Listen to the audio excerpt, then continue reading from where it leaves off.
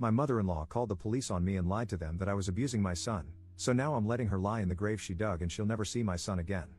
Posted by you/Rayurathates right. I really can't believe it, but my mother-in-law claims that my partner and I, mid-30s, are abusing our baby, 6 months old, because he complains while on his tummy. Our doctor said he needs more tummy time to help with his flat spot, strengthen his muscles, and assist with rolling over. He doesn't like tummy time, but it's not like he even gets to the point of crying, he just makes uncomfortable noises. We tried explaining this to my mother-in-law, but she keeps insisting that we are forcing the baby and abusing him. My mother-in-law has been living with us for the past few months, and things had been going great until this happened. 2 days ago, she snatched the baby from me during tummy time and said I was committing violence against him. I regretted letting her take him, but I allowed it.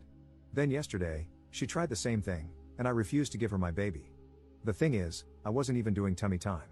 My baby complains when he isn't doing something, he just constantly gets bored.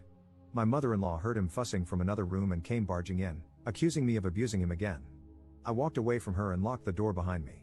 She pounded on the door, saying she would call the cops, and she did. I called my partner, who left work immediately and drove home. 2 policemen spoke with her and then with us. I invited them in and told them they could look around. They saw an immaculately clean home and a very happy baby. My mother-in-law had stopped cleaning up over the past couple of days or helping with anything like she used to, which made me think this was premeditated to try to make us look bad, but I had been cleaning behind her. My mother-in-law tried telling the cops that we were dirty because there were dirty bottles and a snot sucker in the same place, that we pet the dog and then held the baby, and that we did tummy time where the cat lays on the couch. When she claimed that tummy time hurts the baby, the officers just said, "I'm not a professional doctor." They couldn't contain their laughter, commenting that my mother-in-law seemed to think she was the resident expert and that they often deal with mothers who disagree with parenting styles. I, unfortunately, couldn't laugh along because I was in tears explaining the situation, but it was clear the police were on our side. They reassured us that the clean house was not an unsafe environment for the baby. They also informed us that, at this point, they were simply there for a venting session with my mother-in-law and told us not to worry. Of course, no police report was filed. My partner had my back the whole time and kicked my mother-in-law out of our house. She had a couple of hours to pack her bags, and then I drove her to a motel. She was, of course, furious but showed no remorse and believed she had done nothing wrong. She doesn't have much money, so my partner and I are paying for her stay. We booked her a flight home for tomorrow. I'm not sure what will happen in the future, but this might be the last time my mother-in-law sees her grandchild. She has no idea and still thinks the baby is hers too. Luckily, my mother-in-law and father-in-law live on the other side of the country. Here's to hoping they never move here. Op in the comments. I was trying to keep the post brief to focus on the major situation. So, my mother-in-law has made comments, but my partner has shut her down.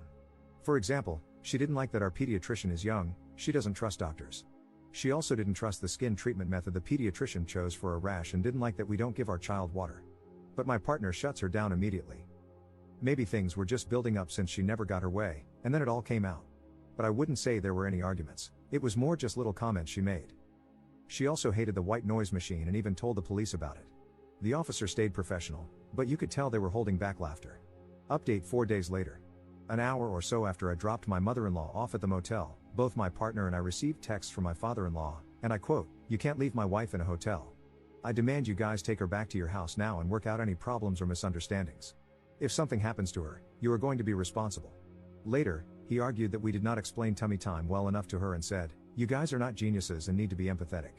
My partner immediately blocked him, but I did not know until we discussed it later. I tried reasoning with my father-in-law but quickly realized it was not going anywhere, so I blocked him too. The next day, the motel said I could not pay by phone, so I had to drive there to pay for one more night. This was Saturday, and my mother-in-law's flight was on Sunday. I also decided to bring my mother-in-law some snacks. She had requested water, but I figured I would add some snacks too.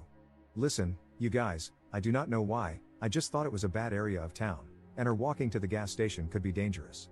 But if it makes you feel better, while she was living with us, she bought some frozen taquitos that she told me I could eat because she did not like them. They really were not good, some unidentifiable ground chicken. Also, earlier that week, my mother-in-law and I had bought some good chicken taquitos from Costco. Anyway, to be petty, I put the one she did not like in the snack package for her.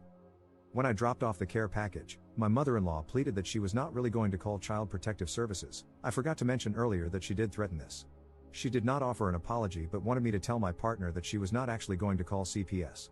I said, "All right," and left. My mother-in-law then called my partner, and I thought she was going to apologize, but she did not. Instead, she started guilt-tripping immediately, saying she thought she was not treated well at our wedding a couple of years ago. Somehow, she never mentioned it until now, and bringing up other random things. My partner hung up on her. A lot of people asked why I did not just get an Uber for my mother-in-law, and honestly, I am not sure. I think I was getting more and more upset inside because I started envisioning myself telling my mother-in-law off once and for all. So, I started planning to speak my mind on the way to the airport. At this point, it was clear my mother-in-law would never apologize, not that I would let her see my baby again anyway, I just wanted to see if she would apologize. Note, I think I forgot to mention that earlier that week, my mother-in-law told my partner that us forcing tummy time was equivalent to the way my father-in-law abused her and her children. That really pissed off my partner, who had to witness my father-in-law's physical violence growing up and says my mother-in-law did nothing at the time. I am not saying the abuse was my mother-in-law's fault, but my partner finds it hypocritical and messed up for her to compare us and our baby to that situation. So, Sunday came. I picked my mother-in-law up and took her to the airport. On the way, I asked if she was planning on apologizing. She said, "To who?" I said, "Both of us." She then started saying we did not explain tummy time well enough and that it was our fault. So, I decided to say what I had planned. I told her that this whole situation was her fault, that she put us in danger by calling the police, and that threatening to call Child Protective Services ensured she would never see her grandchild again. I told her she was not welcome in our house in the future, and if I ever saw her near our house again, I would call the police for trespassing. I also told her she was a bad person, which I kind of regret. My mother-in-law had tears in her eyes. I was shaking and hastily dropped her bags off. As I started driving away, I heard a tap on the glass. I had nearly driven off with one of her bags still in the back seat. So, as she picked up her last bag, I called out again that she would never see her grandchild again and drove away angrily. She is now presumably back with my father-in-law on the other side of the country. I really cannot say I feel better. The rest of the day, I just felt sad, and I am not sure why. I have not felt like cooking, even though I cook most days, so we ordered Chinese. It has been a couple of days now, and I am feeling slightly better, just replaying the car conversation and wishing I had said even more, maybe shaming her for guilt-tripping my partner so much. I have gotten my neighbors to help with the baby, and my partner and I found a new restaurant to try. Anyway, I talked to my partner, and we agreed, both my mother-in-law and my father-in-law are blocked. So, they are officially blocked, on Facebook too, which is the only social media they use. We have not heard from them yet, but it has only been a couple of days. They probably think we are overreacting and that we will come around, but I do not think we will. My partner's brother is getting married in September, so we might have to see my mother-in-law and my father-in-law there. Thanks for all the support. I really enjoyed responding to everyone's comments. It feels good to be validated in my decisions. A lot of people said they would not have paid for the hotel and plane ticket, but I think my mother-in-law is on food stamps and quite poor. Also, she did provide childcare a few days a week for 3 months, and I am thankful for that. She saved us a lot of money. Lastly, she was technically a tenant, so she did not have to leave, even though it is our house. I do not know the exact tenant laws, but they vary by state here in the United States. I still think we did the right thing by paying for the hotel and flight, and I still think it is funny that I gave her the taquitos, lamau. Notable comments. For anyone wondering, WTF is tummy time, and why do babies need it? It's literally just laying your baby on their stomach. It can help with a number of things, from flat spots, places where the skull is flattening from the baby laying on it too much, to digestion, pressure on the tummy helps pass gas, to developing gross motor skills, pushing up on their arms and rolling over.